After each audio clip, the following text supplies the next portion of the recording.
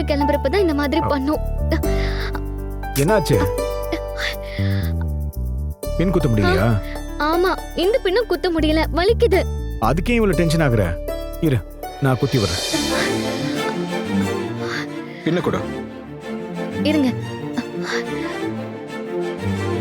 இப்ப எடுங்க.